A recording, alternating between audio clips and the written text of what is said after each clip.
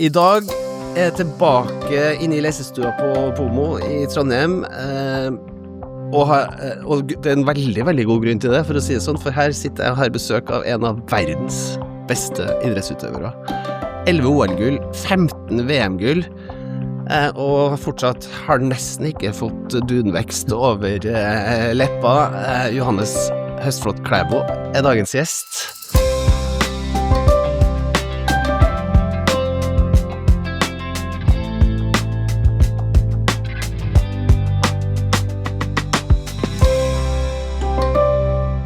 Hjertelig velkommen. Tusen hjertelig takk. Er det bra med deg? Bare bra. Det er godt at det er litt roligere nå, og veldig godt at man på en måte er ferdig med sesongen nå. Man kjenner liksom at når man har fått litt tid nå og latt det på en måte fått det litt på avstand, så er det veldig godt å kunne først og fremst sove i sin egen seng, men liksom bare det å få vært litt hjem og tatt det litt med ro, det kjenner jeg har vært sårt trengt. Hvor mange hotelldøgn er det? Oi, nei, jeg tror jeg snitter på cirka 250 reisedøgn i året, inkludert egentlig alt jeg gjør, og så er det noen plasser vi bor på leilighet eller hus i stedet for hotell, men jeg kan si så mye som at det er forskjell på hotellene nå, ja.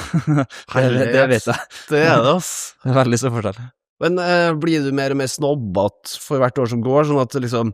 jeg tenker på noen idrettsutøvere, det deler rom hele vinteren, og fotballspillere som tjener hundrevis av millioner, så deler de rom på det, hadde jeg bare ikke giddet. Har du ordnet sånn at du har det litt bedre på reise nå enn du hadde for 5 år siden? Ja, jeg har nok det. Og så er det nok mer at, altså jeg er veldig heldig, jeg deler veldig sjeldent rom, så jeg har som regel alenerom, men så er det jo sånn at når man reiser så mye, så setter man jo ekstremt pris på det er liksom noen kalde faste hotell man bruker, for at man vet hva man får, og det blir litt sånn, når man er så mye bort og reiser, så vet man at det å få en god frokost, det å ha de rutinene der er viktig da, så jeg prøver alltid å prioritere det der at jeg velger hotellene med omhu, rett og slett bare fordi at man setter veldig pris på de dagene når det er så mange reisedøgn da. Alpene er jo egentlig fullt av fryktelig med dårlige hoteller. Det er det absolutt. Stygge og dårlige hoteller. Og så har du jo på toppen av det, du må finne et sted der du kan tørre å spise frokosten, og det er rent, og du ikke blir dårlig, og sånn. Og så har jo vi vært på tur sammen en gang der du ble vekt opp midt på natta av dopingkontroll da. For det følger jeg med etter deg over hele... Jeg er i hvert fall veldig overrasket, for vi møttes til frokost, og du har vært oppe i timesvis med en annen dopingkontroller. Ja, det er jo kanskje ikke så mange som, det er egentlig litt fint at du på en måte spør om det, for det er ikke så mange som vet om det, tror jeg. Men vi har på en måte en time hver dag, så må jeg være tilgjengelig. Sånn at, og så er jeg nødt til å rapportere hvor jeg søv hver dag, sånn at de uansett når på året det så må jeg fortelle hvilket hotell jeg bor på, og hvilket hotellrom, og så er det en time jeg da må være tilgjengelig, jeg må i hvert fall sørge for å være på hotellet da, eller hjem, eller hvor det da er, sånn at de kan komme. Og da er det veldig ofte at man har den timeslotten som det heter på morgenen, mellom 6 og 7, eller 5 og 6, for da vet man jo at man ligger og søver. Og da er det veldig ofte at de kommer i den timeslotten der. Så da når vi var på tur, så ble man jo vekk klokka 6, for da dukker de opp, og da må du på en måte bare da er det piss i glass og ta en blodprøve. Det er liksom sånn det, og så kommer de jo veldig sånn ofte uanmeldt på kveldstid også. Hvis du da står at jeg er hjem, så kommer de veldig ofte hjem til meg, og da er det jo noen regler på at hvis du har vært og trent for eksempel, så må du vente 2 timer til du kan ta en blodprøve. Og da sitter de og ser på deg i 2 timer? Da sitter de i stua di da, i 2 timer. Er det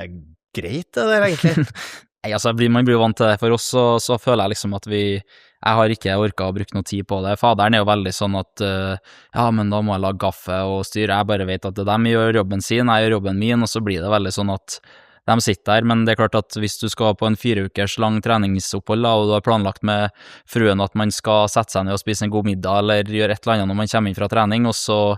i det man kommer inn så går det 2,5 minutter, og de står på døra og må sitte der 2 timer med deg på middagen, så er ikke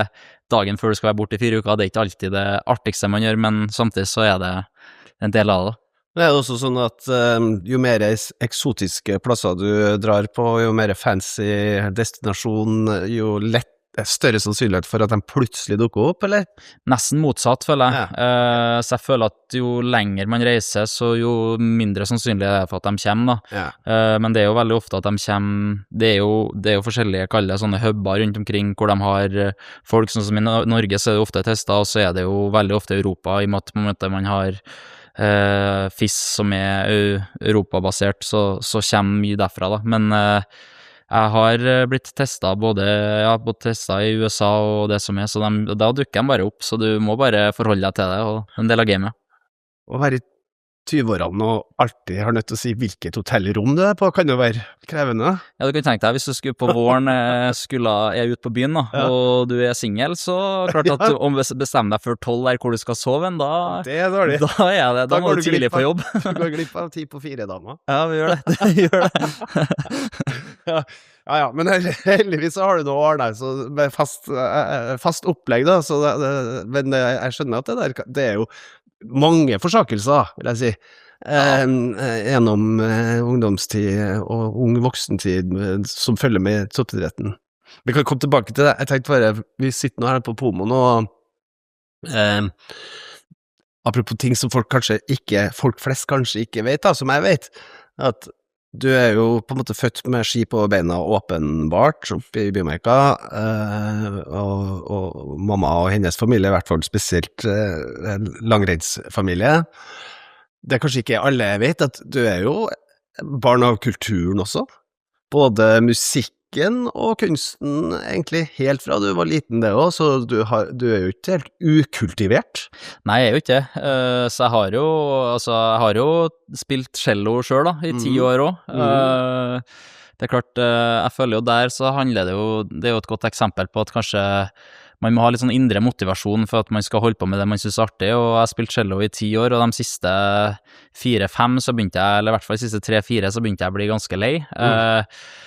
Jeg hadde kanskje ikke den motivasjonen som jeg visste trengtes for å på en måte lykkes i det, og da begynte jo faderen, som selv har vært veldig aktiv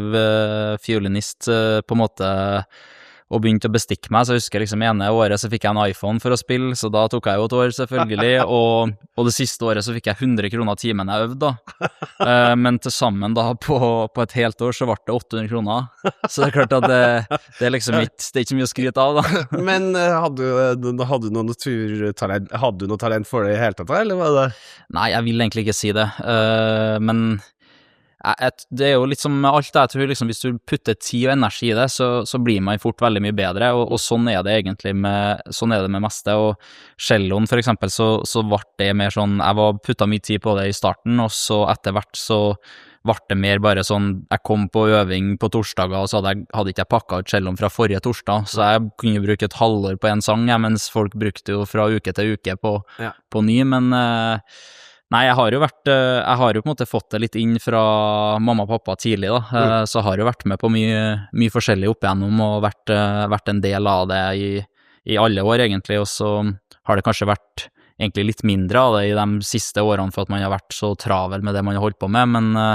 igjen, man setter jo veldig pris på det når man først har tida til å gjøre det. Men er det sånn at musikken følger deg, og kulturen følger deg nå, sånn at føler du deg som spesielt musikkinteressert, eller kulturinteressert på noen måte, eller? Jeg vil nok kanskje si at jeg er over snittet, det vil jeg jo si. Sånn som broderen er jo den som kanskje nå bruker mest tid på musikken og kunsten, og jeg synes det er veldig artig å på en måte følge med han, og støtte veldig opp om det som han gjør, så for min del så blir jeg jo litt sånn der og egentlig kastet litt inn i det og fortsette å ha det, og så er det jo sånn når jeg nå om jeg skal på en måte møblere huset mitt hjem, så er jeg jo interessert i hva jeg har på veggene, og jeg er jo interessert i på en måte hvordan musikk på en måte man liker å høre på, og som man på en måte bruker litt tid på, så jeg vil jo på en måte si at jeg er over snittet, og så er jeg jo der som kanskje litt annet kommer litt sånn i perioder da. På våren så har jeg jo på en måte mer tid til den jeg kanskje har midtvinters når jeg ikke er hjemme en gang, så det, liksom, det varierer veldig da. Mora di har jo da vært KUK-sjef og skal nå, jeg har rappa fra Kjell Erik Kille Olsen og over til Nyhjorten, så jeg kan jo snakke om etterpå, men det er bare og faren din gikk på, det her er en historie om faren din da, som gikk på musikklinja på Heimdal. og var en ekte sånn musikant. Vi var glad i å ta oss en fest sammen, da, jeg og faren din. Jeg vet det. Og mora di, for den saks skyld. Og levde som en musikant, som musikanter flest, da. Flere sigaretter enn treningsøkter, og liksom litt sånn som man var på slutten av 80- begynnelsen av 90-tallet. Og så var det idrettslinje også på Heimdal. Og så var det 3000 meter test. Og så sprang faren din nærmest med sneipen i munnvika fra hele idrettslinja på 3000-meteren. Og siden også, til og med etter sykdom, har han sprunget maraton på sånne tider som det egentlig ikke er lov som det ikke er lov å forvente av sånn halvslappe musikkfolk. Er det genene til faren din og interessen til mora di, eller hvordan ble det der til? Det er i hvert fall så faren din er ikke helt uskyldig i det O2-opptaket ditt. Nei, det tror ikke jeg. Jeg tror nok faderen har nok noen gener, sånn når du hører på hvordan han holdt på, og som du sier, det livet han levde var jo egentlig ikke forenlig med å skulle springe 3000 og springe fort heller. Nei. Så jeg tror nok for hans del, og jeg vet jo sånn, basert på når han hadde den sykdomsrunden som han hadde, så var det jo så mye blodprøver, og da fikk man jo egentlig litt sånn svar på sånn altså hemoglobin og sånn i blodet som folk kanskje ikke tenker så mye over da, men som vi idrettsutøvere tenker mye på, og han hadde jo sånne nivåer der som på en måte, han hadde jo mest sannsynlig måtte hatt det vi kaller blodpass da, for at han av natur har veldig, veldig høyt. Dopa fra vår herres side. Egentlig da, så det er nok, jeg har nok fått noe av det, og så tror jeg jo sånn, det er nok mamma sin interesse og morfar sin ikke minst, som på en måte har gjort at det ble ski, men jeg hadde nok ikke vært der jeg har vært uten at det var for de genene til faderen også, for jeg har jo over snittet på en måte på de blodverdiene selv, og det er klart at sånne ting er jo, ja, det er jo på en måte, arv og miljø er jo viktig inn i det livet man ender opp med til slutt også. Så selv om ikke det ble, jeg er jo sånn sett glad ikke det kanskje ble musikk på meg når jeg ser hvordan ting ble. Det er sikkert du hadde blitt verdensmestercellist på samme måte. Det vet jeg at jeg ikke har blitt, så det er ganske sikkert, men uansett så er det jo på en måte artig å ha med seg den bakgrunnen, og det er jo med å på en måte forme deg som person den dagen i dag også da. Og så er det jo sånn at når jeg ser tilbake på det, så kanskje det har vært artigere å spille piano eller artigere å spille gitar, for det kunne man faktisk det er det folk har, det hjem da, så man kunne faktisk ha dratt det frem og gjort noe med det. Er veldig få som har en cello, så det er klart at det har ikke jeg heller, så da... Ja, men jeg har jammet med faren din i hvert fall på fiolin da, det går an. Ja, fiolin går. Hvis man er ordentlig god. Ja. Du, er jo sånn jeg er jo utrolig nostalgisk av meg, og jeg er mye sånne barndomsminner fra Byåsen, fra butikken til bestefaren min, og alt sånn, og jeg er opptatt av lukta og alt mulig sånn. Og en av de sterkeste barndomsminnene som jeg også har, som vokste opp på Byåsen, er jo i Bymarka, med snøtunge trær over lysløypa på kvelden. Det kan jeg, hvis jeg opplever det å gjøre noen ganger nå da, går på ski på kveldstid og sånn, så det bare hagler på med barndomsminner, liksom. Har du den her koselige barndomsnostalgien rundt skisporten, som jeg forestiller meg at du kanskje har? Eller ble det bare blodslit fra tidlig alder? Nei, det ble ikke det også. Jeg kjenner jo på det samme nå, og kanskje spesielt når man har så mange reisedøgn som man har, så de dagene jeg får i Trondheim i løpet av en vinter, hvor jeg kan, og spesielt hvis det er en god vinter da, og bare gå ut i marka og faktisk kose seg på en langtur, og gjerne hvis man har tid, liksom stoppe innom Rønningen eller Grønlia eller Elgseterhytta,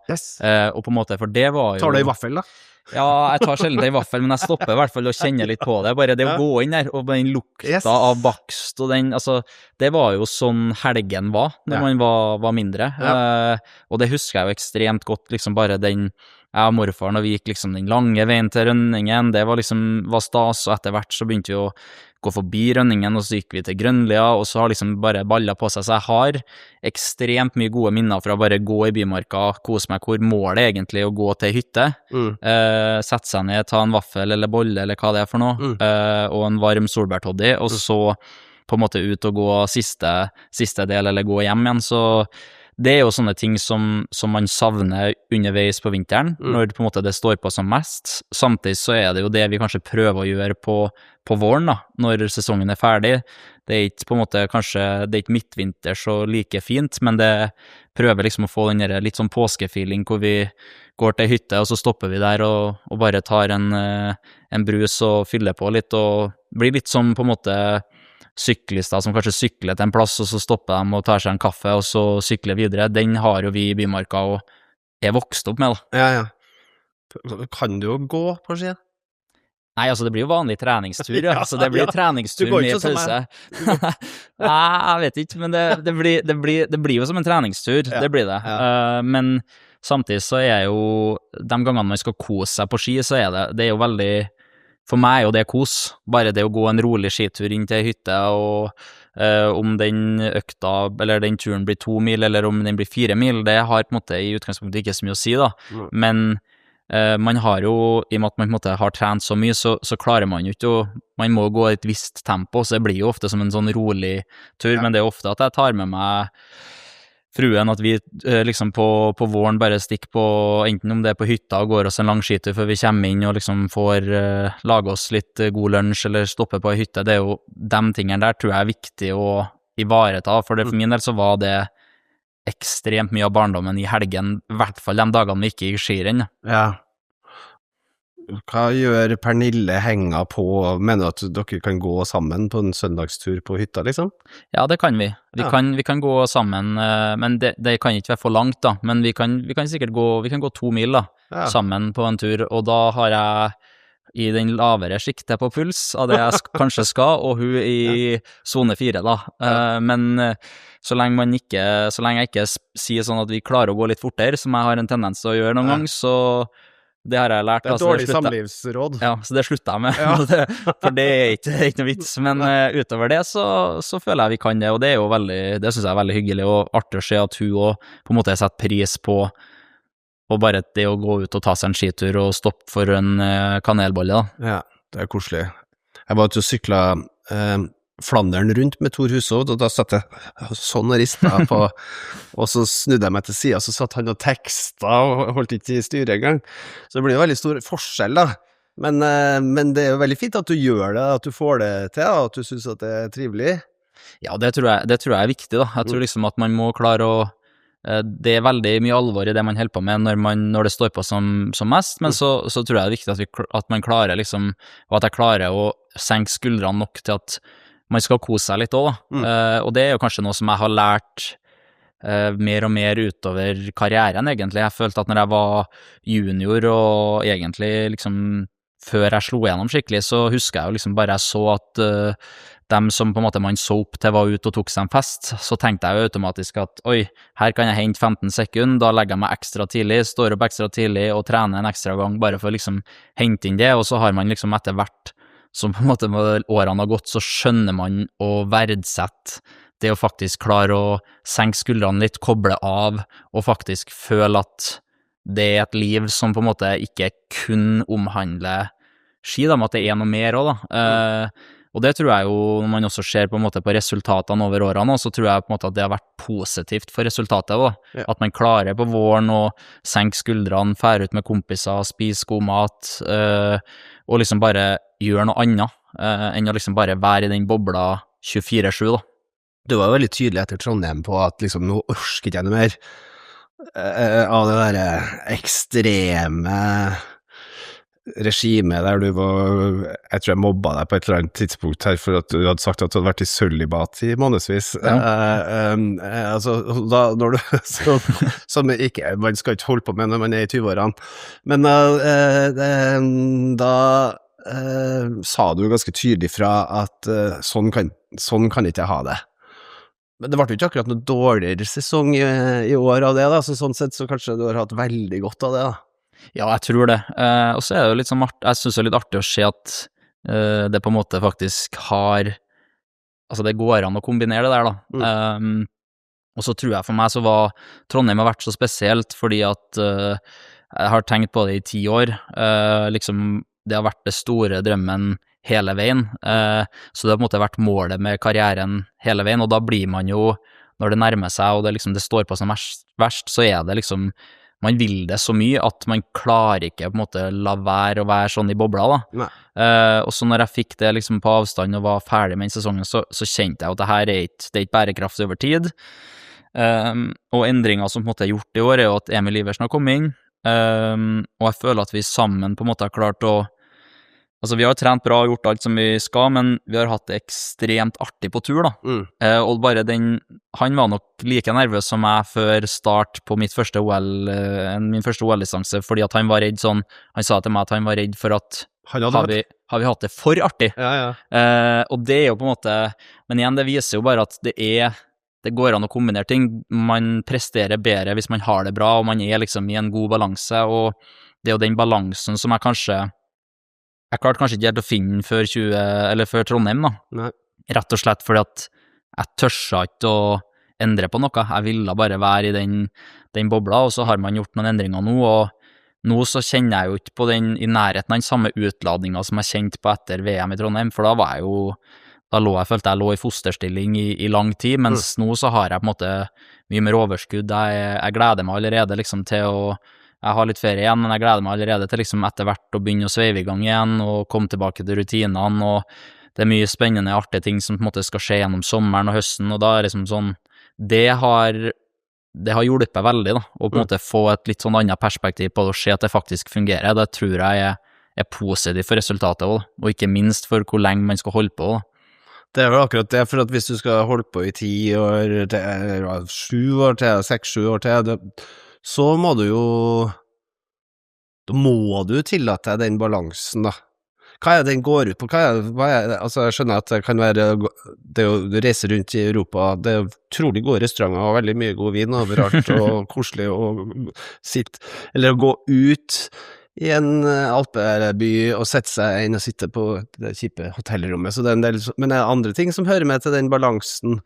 Jeg tror liksom det å på en måte finne folk rundt seg som med og gir energi også da, det tror jeg jo, det jo litt sånn, det kan man jo dra inn til altså arbeidslivet generelt da, at hvis man på en måte trives på jobb, og trives med dem rundt seg, så jo det en veldig god forutsetning for at man også kommer til å gjøre en god jobb. Og det nok det som på en måte kanskje har vært den største forskjellen. Jeg sier ikke at jeg ikke har koset meg på tur tidligere, men i en alder av 28 år har med seg kun faderen på tur, og det har liksom vært oss to som på en måte har bare skikkelig locked inn på det vi skal gjøre, og nå så har han får lov til å være litt mer hjem, vi har liksom strukturert det om litt, Emil har vært med, broren til Emil har vært med litt, vi har hatt med et par andre som liksom har kommet inn, og med rett og slett bare gode impulser og god energi da, og det tror jeg det sammen med at man på en måte gjennom våren, sommeren, man tørs å liksom stikke en uke på, man trener bra i 3 uker, og så tar man en uke hvor man tar ferie, bare trener litt mindre, men på en måte bare og spiser god mat, med kompiser og venner og familie, og liksom bare har den der,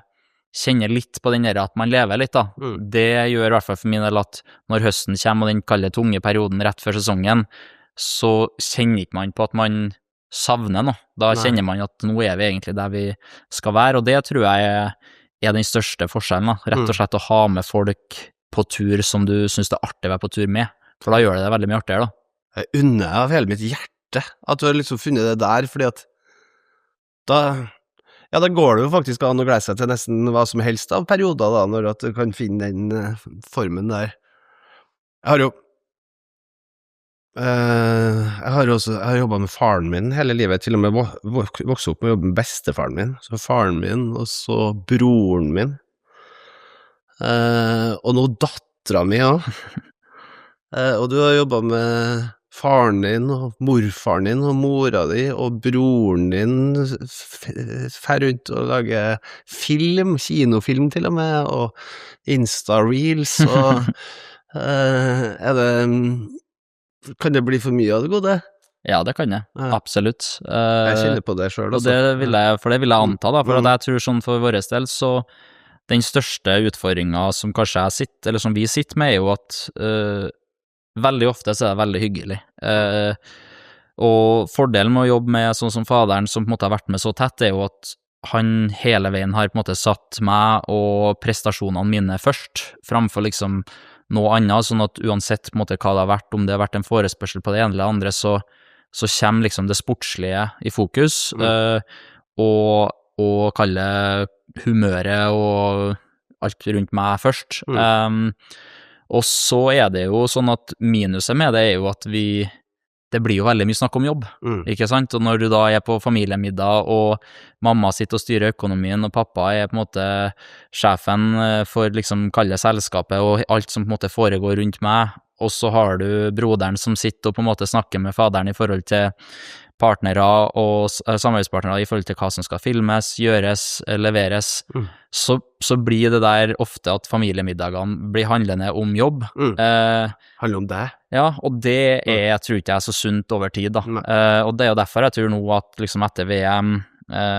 ting har endret seg litt, vi nødt til å gjøre noen endringer, jobber jo selvfølgelig fortsatt tett med dem, men at vi rett og slett klarer å hente inn litt sånn nye impulser, sånn at når vi kommer på familiemiddag, så det like naturlig at vi skal snakke om søstersen som studerer i Oslo, som at vi skal snakke med prosjektet musikk til broderen, til at vi skal snakke om hvordan jeg og Pernille har det, eller hva om det Eller mamma sin nye jobb på Nye Hjorten. Eller mamma sin nye jobb på Nye Hjorten. Altså det liksom absolutt alt da, annet enn meg og ski. Og det tror jeg liksom, dit må vi komme. For at jeg tror sånn over tid så nok ikke det nødvendigvis det sunneste da. Så klarer man i hvert fall klarer å skille på når man kaller privat, og når man på jobb da. Og sånn sett tror jeg for meg og faderen sin del, og så har vi liksom prøvd å skille på at når vi enten hjem til han eller hjem til meg, så da vi privat, og at det nesten ber for oss å stikke ut en plass. Da kan vi på en måte ha jobb da. Kan ikke du, hvis du møter på han Odd Reitan på gata, kan ikke du tipse noe om akkurat det? Jeg skal gjøre det. Nei, men det tipper jo, du kjenner jo sikkert på det samme, at på en måte, det en sånn, det jo en balansegang som vanskelig å finne, det. Og som krevende, men som igjen, når man lykkes, når man gjør ting, så det jo ingenting som sterkere enn de relasjonene som man har der. Men de relasjonene kan ikke bli for jobbasert da, tror jeg da. Nei, det kan bli veldig tungt, og i hvert fall jeg opplevde det før, så var det sånn, vi hadde mer fokus på Rema 1000 i familien før. Jeg var ansvarlig for Rema 1000, og så far som mente noe om alt, og så en farmor som mente noe om alt, en mor, og så alle sammen mente noe, og de handlet i den butikken, og det var den varen, og det var ditt, og det var datt, og det var alltid noe gærlig også. Det var aldri noe som var bra. Det var bare det som var negativt. Det ble snakket om, så jeg kunne kjenne at liksom en søndag kunne bli ganske tung da. Ja, men det skjønner jeg da, og så det jo det blir jo ofte der man tar det opp på, kanskje. For det sånn at det naturlig setting også. Ja, det var jo der de møtte meg også da. Ja, det jo akkurat det, så... så det der, det kan jeg kjenne på, ja. Du, tenk på en annen ting som litt sånn... Du jo helt utvilsomt den aller beste langrennsløperen som noensinne har vært født og gått på 2 par langrennsski. Det jo snart, det ingen diskusjon om lenger. Det tidenes beste langrennsløper. Du kunne ha slått hvem som helst. Gjennom alle tider så tror jeg du kom til å stått igjen liksom, om det var Brå eller Dæhlie, eller hvem det var som stod på andre siden, eller Smirnoff, eller hvem det nå skulle være. Og vi har en sånn periode nå, det veldig mange norske idrettsutøvere i din generasjon som veldig gode. Det kan være Kristoffer og Viktor, eller det kan være Lukas, eller det kan være Martin Ødegaard og Haaland, eller hva som helst. Hender at du litt misunnelig på dem, fordi i hvert fall nå med russerne har rotet seg bort så fryktelig, eller russisk politisk ledelse har ødelagt for så mange idrettsutøvere der, og så at det kunne ha vært mer konkurranse? Ja, det synes jeg, og det klart sånn for min del så synes jeg jo, det jo ingenting jeg skulle ønske mer enn at vi hadde med Russland, og at det på en måte ting var sånn som det var før. Ja, det jo ikke utøverne sin skyld. Fordi det jo ikke utøverne sin skyld, og vi vet jo alle hvor gode de på en måte og nå det jo på en måte i hvert fall en som har kommet opp som igjen får lov til å konkurrere, og han har jo tatt veldig store steg i år, og det blir jo på en måte spennende å se hva han kan gjøre til neste år, men det jo sånne ting som man definitivt på en måte tenker på, fordi nå så jo mange av de største konkurrentene jo norsk på veldig mange distanser, og det klart at det jo utfordringa rundt det er jo at det blir jo en stor interesse i Norge for det, men det er klart at det internasjonalt så gjør det jo at det blir mindre interessant, og det er klart at der er det jo interessant hvordan andre idretter både har gjort ting, strukturert ting, altså det er jo ikke noe tvil om at nå har vi jo en syklist fra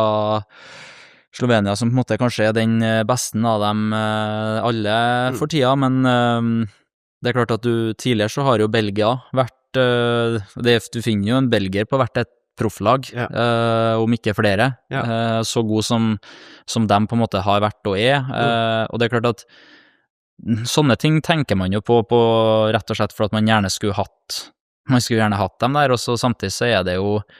når du sier liksom at vi har så mange gode idrettsutøvere som vi har, så jo det, gjør jo også at det blir, kanskje på sikt da, så vil det kanskje bli naturlig at det blir litt mindre, altså at det blir mer konkurranse i langrenn, rett og slett fordi at det en del som kommer til å velge fotball, det en del som kommer til å velge tennis, det en del som kommer til å velge golf, det noen som kommer til å velge, mange kommer til å velge sykkel, fordi at vi har så mange gode utøvere i så mange forskjellige idretter nå, som gjør at barn og unge har så mange forbilder å se opp til, som gjør at du en utholdenhetsutøver da, så det kanskje like naturlig at du skal velge løping som ski, som sykkel, fordi at vi har profiler i alle de ulike tingene, og det jo sånn som det jeg oppriktig glad for, og det jo oppriktig glad når jeg ser nå at det så mange unge, kaller den generasjonen min, nå begynner jeg å bli på en måte eldre garde av dem, men liksom dem som nå kommer opp, at jeg føler at vi har nå kommet dit at vi et lite land, men vi har så mange store profiler i så mange ulike idretter som gjør at det veldig naturlig for barn og unge å faktisk ha dem som forbilder da. Og det mye større sannsynlighet for at de da fer på en trening, enn at de skal på en måte finne på noe annet, altså, og det tror jeg veldig sunt da, for det klart at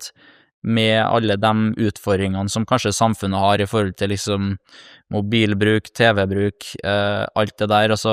sier ikke at det riktig eller feil, men jeg tror fysisk aktivitet og det å være ute og på en måte komme seg på fellestrening, om det fotball, ski, sykkel, hva enn det nå jo positivt for venner, det positivt for den fysiske delen, og det like positivt for den mentale delen, og det synes jeg jo veldig godt å se da, at vi har så mange utøvere som gjør at det veldig mange veier unge barn og unge kan velge nå, og det bra. Altså sykkelsesongen jo betydelig lenger enn skisesongen, også i Nordmarka der jeg ferdes mye. Du bekymret for langrennssporten? Ja, det man jo på mange vis, og det jo rett og slett på grunn av vintrene. De har jo siste årene blitt kortere og kortere, og så det jo, og der har vi jo da alle et ansvar selvfølgelig, i forhold til hva man gjør og hvordan valg man tar. Samtidig så tror jeg jo at det også må kanskje skje når det jo, når vi reiser rundt i Europa, så veldig mange plasser så kanskje velger vi å gå skirenn på 1000 meter, og har en grense på at maks 2000, kanskje skal man se litt på sykkel, se litt på andre idretter hvor kanskje grensa 3000, altså at det liksom går an, og vi må kanskje gjøre noen sånne type grep da. Og så det jo største utfordringen, det jo en utfordring i langrenn, men det jo en utfordring i mange idretter, det for så vidt, men altså at kostnadene begynner å bli såpass høy på liksom å delta da. Og det jo kanskje det som det bekymrer meg nok kanskje mer enn vintrene, for det tror jeg sånn, der kan det på en måte kan være en vinter som kjempebra. Det jo ikke mer enn 3-4 år siden vi gikk skirenn i Bymarka 16. mai. Sånn at jeg føler på en måte at det kan endre seg litt, men det som mest sannsynlig ikke kommer til å endre seg med mindre man gjør nå, jo liksom det utstyrsjaget og kanskje de prisene som på en måte har skutt i været, som gjør at det dyrt å holde på da. Og det gjør jo at man i hvert fall nødt til å den rollen man i hvert fall nødt til å være bevisst på, og tenke på hvordan man kan løse da. Husker jeg hadde alpin, altså mine barn drev jo litt med alpint, så da de var så små, det var sånne så 8-åringer, 10-åringer med rennskien på skuldra på vei opp T-kroken, så dette liksom, det for tidlig med rennski når du 8-10 år. Og sånn blir alle idrettene da, full av liksom utstyrsjag, men det sånn at du tenker at nå har du kommet så langt at, og du har en posisjon nå i skisporten og i langrennssporten som så tydelig, og så har du åpenbart du også godt utstyrt fra halsen og opp, så kan du bruke det til noen ting den siste delen av karrieren til å være med å påvirke det politiske og det forretningsmessige i sporten i større grad enn man kan forvente i ung alder. Ja, absolutt, og det tror jeg jo, det jo noe som jeg jo veldig bevisst på. Jeg har jo på en måte lyst til å være med og bidra også, for at jeg føler at det en viktig rolle da, og det klart at det finnes jo mange på en måte ulike ting man kan gjøre, men det som alltid har stått meg veldig nært, og som kanskje jeg brenner mest for, jo liksom den, for barn og unge, den delen der av det, og det klart at om det utstyr, eller altså, kanskje det å gjøre terskelen for å være med på idrett mindre da, den jo kanskje det som, og for meg så det, ja, jeg har veldig lyst til at de skal drive på med langrenn, det har jeg absolutt lyst til, men for meg det egentlig det viktigste av at barn og unge får lov til å prøve ulike idretter, får lov til å være i et miljø som jeg har veldig tro på at sunt da, på veldig mange plan, fordi at du får lov til å, du blir utfordret, du får lov til å ha altså selv om langrenn en individuell idrett, så var det artigste jeg gjorde når jeg var liten, var å være på fellestrening, og ha de dagene der hvor vi hadde stafetter, vi hadde mange ting vi drev på med, og det jo egentlig det kanskje miljøet der jeg vil at barn og unge skal få lov til å oppleve. Så for meg så det sånn, ja, jeg har selvfølgelig lyst til å være med og bidra til at det langrenn de skal få lov til å prøve, men det trenger ikke å være det heller. Det kan på en måte være løping, det kan være sykling, det kan være tennis eller golf. Altså det viktigste for meg jo egentlig at unger får lov til å prøve forskjellige ting, og kanskje finne ut hva det de synes artigst da. For det blir jo veldig ofte bestemt kanskje av at foreldrene dine har holdt på med ski eller vært glad i det, så blir du puttet den veien, eller så har du noen på sykkel, og så blir du puttet den, men at det kanskje et større rom for at barn og unge skal få lov til å prøve forskjellige ting, og grunnen til at det kanskje ikke sånn nå, jo at det jo dyrt å holde på med idrett også. Foreldre bruker jo veldig mye av lønna si på en måte på å la unger få lov til å være med på idrett, og det klart at da kan du kanskje ikke bare bruke, jeg vet ikke hva det koster for et medlemskap i en klubb, men altså liksom det koster mye, og da blir det vanskelig å ha muligheten til å velge flere da. Og det ikke alle som har så ressurssterke foreldre som det du har hatt, som kan være kjøre og hente og kjøpe utstyr og spørre ski og holde på, så det å kunne være med å bidra til at flere uavhengig av bakgrunn da, kan få muligheten til å være med, jeg helt enig, det burde man sette seg fore når man har vært så heldig å ende opp i den posisjonen som du har gjort også da. Ja, og så tror jeg der har man jo egentlig et felles ansvar, som det mange som har det, og uavhengig om man i hvert fall så lenge man glad i idrett, eller hvis man bare har fått lov til å være del av et lag i en form for en klubb, eller hva det har vært for noe, så tror jeg alle vet hvor artig og hvor mye man satt pris på det, og deretter det da, sånn at da har vi egentlig alle et ansvar på en måte for å prøve å la den neste generasjonen få lov til å kjenne på den samme feelingen, og selv om veldig få kan leve av idretten, så det veldig mange som tar med seg den læringa og alt det som på en måte har skjedd underveis i klubbmiljøene rundt der inn i arbeidslivet da. Og studier og det som så der tror jeg nok, der har vi nok en vei å gå, og så har vi nok alle et felles ansvar, men det klart ingenting som på en måte jeg brenner veldig for akkurat det der da, spesielt for barn og unge, det liksom noe som, for jeg vet hvor viktig det var for meg selv da.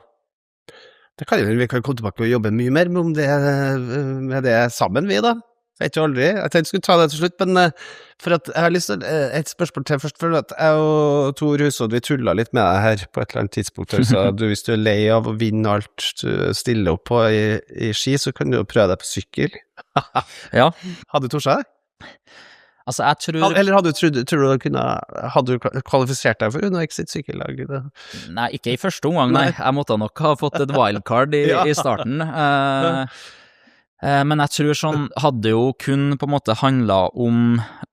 kall det fysisk kapasitet på en del ting, så hadde det nok på en måte vært mulig. Jeg tror nok det største utfordringa for min del hadde jo kommet til å vært jeg tror på en måte at jeg over tid der, hvis jeg fant jeg har fått et par år, kunne jeg på en måte skapt en bra kapasitet på sykkelen, og spesielt liksom i motbakkene og i mer sånn kuppert terreng, men jeg tror største utfordringa mi hadde jo kommet til å vært nedover, og rett og slett, og spesielt med tanke på at jeg er ikke 20 lenger, jeg er snart 30, og det er klart at det er forskjell på 20 og 30 også, i forhold til liksom, ja, du har jo noen eksempler med sånn som Roglic som starter sent og begynner å sykle i en alder av 3-24 år, eller hva det er for noe, og liksom tar valget da, men det er forskjell på de 7 årene der i forhold til liksom det å tørre å sette seg utfor de bakkene i over 100 km i timen. Altså det er klart at når du ser Det er jo livsfarlig å sitte i følgebilen. Ja, det er jo det. Og når du da ser liksom guttene som Van der Poel, og du ser Pidcock og guttene som på en måte kanskje har vokst opp med terrengsykling eller cyclecross, som på en måte har syklet hele livet, og som har en sånn kontroll på sykkelen som gjør at da føler du deg nok ganske mye bedre i nedobakke enn det jeg ville ha gjort. Og kanskje feltet er også ganske skummelt. Så, ja. Og så er det jo det da, som jeg tenkte jeg skulle til, nå ser du fått en ny klokke, jeg leser jo en gang iblant at det er jo greit lønnsomt å være langrennsløper. Ja, det er jo det. Og så er det jo der, som i langrenn, som kanskje største forskjellen på veldig mange andre idretter, og kanskje spesielt egentlig fotball og sykkel og sånn, og hvor vi har jo, en ting er jo på en måte premiepenger, det er jo det som på en måte det er jo mye av lønna vår, og så er jo vi i langrenn kanskje mye mer avhengig av samarbeidspartnere enn det kaller fotballspillere og andre idretter. Golfspillerne. Ja, og golf, tennis, altså der har du, fordi at premiepengene der er veldig mye større enn det de er i langrenn, og så er det jo som når du snakker med fotball, ikke sant, så har du jo en fast lønn, basert på hvordan det går. For oss er det jo lønna, kan jo variere veldig basert på hvor fort du går, så du er jo veldig avhengig av samarbeidspartnere, og der har jeg jo vært veldig heldig i mange, mange år, og hatt gode samarbeidspartnere i ryggen fra jeg var relativt ung, og det gjør jo at det er jo med å gi en noen trygghet også, inn mot det man kaller den jobben som man legger ned, at man vet at kalle fundamentet for at man kan få de forutsetningene man har tro på til å få lov til å satse. Vidar Riseth har jo brukt mye tid i sitt liv på å snakke til aktive idrettsutøvere om at de bør legge en plan for hvordan du skal unngå å liksom bli pensjonist fra du er 37, og så bygge en plan inn i et voksenliv da. Så du slipper å være has-been fra man er 37, så er man tidligere et eller annet. Det er jo en felle. Selv om, som Jan Åge Fjørtoft sier, it's better to be a has-been than a never was. men hvis man kan unngå å bli liksom, hei, mitt navn er Johannes Klæbo, 37 år og tidligere langrennsløper. Hvis man kan liksom gå inn i noe annet, så er jo det spennende. Det har Vidar vært opptatt av, og det vet jeg han har snakket med deg om også. Og det kan jo hende at du ser for deg at det skal gå an å begynne å planlegge for et yrkesliv etterpå som kan bli litt spennende. Hva er det dere har snakket om egentlig? Nei, altså det vi har snakket om, altså det er jo et viktig poeng akkurat det der, og for min del så handler det jo nå først og fremst selvfølgelig, altså nå er det jo ski og alt det som på en måte er rundt det som gjelder, men man har en del tid til overs på våren og kanskje gjennom sommeren, og for meg så handler det jo kanskje like mye om å finne ut i løpet av neste, si at man skal maks satse i 7-8 år til da, så maks, hvis man er heldig liksom, og kroppen fungerer, så kommer det jo en tid etterpå, og for meg da så handler det vel kanskje nå om i løpet av de 8 årene å finne ut litt hva er det jeg synes er artig, hva er det jeg kunne ha tenkt meg å holde på med. Og det er jo det som jeg og Vidar har snakket om i forhold til at den samarbeidsavtalen som jeg har med dere i forhold til at det er et stort konsern som har så mange bein å stå på, som gjør at det å få lov til å være med på om det skulle til å si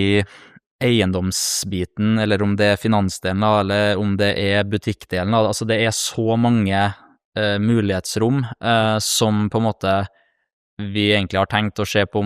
som kan på en måte finne ut hva man synes artig da, og hva det man interesserer seg fordi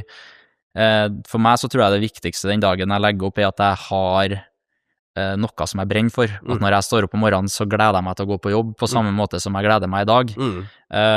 og det tror jeg jo at jeg har jo veldig tro på at man skal klare å finne det, og det jo ingenting som på en måte bedre for meg enn å få lov til å være med og kunne prøve en del forskjellige ting da, om det så fra nå har jeg jo på en måte vært med i systemet i ganske mange år, fra å ha vært vaktmester på Byhaven til at jeg hadde arbeidsuka mi på Rema 1000 på torget på ungdomsskolen, sånn at jeg har jo på en måte jeg kjenner jo til veldig mye av det, men det jo også et stort mulighetsrom her i forhold til hva jeg kan holde på med den dagen jeg ferdig, og det tror jeg jo at målet nå. Jeg skal ikke forhaste meg inn i det, men jeg tror liksom over tid, over en lengre periode nå, så har man muligheten til å kunne se litt på hvordan strukturen fungerer, hvordan ulike typer roller fungerer, og det kan man lære av da, og det vil jo si at den dagen jeg legger opp, så har jeg forhåpentligvis litt mer kjøtt på benet, som gjør at jeg kan ta til valg på hva jeg tror jeg har mest lyst til å holde på med, og som gjør at jeg motivert da.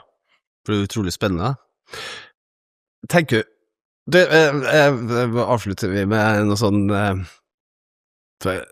som litt spennende når det gjelder deg og andre i din situasjon. Klarer du å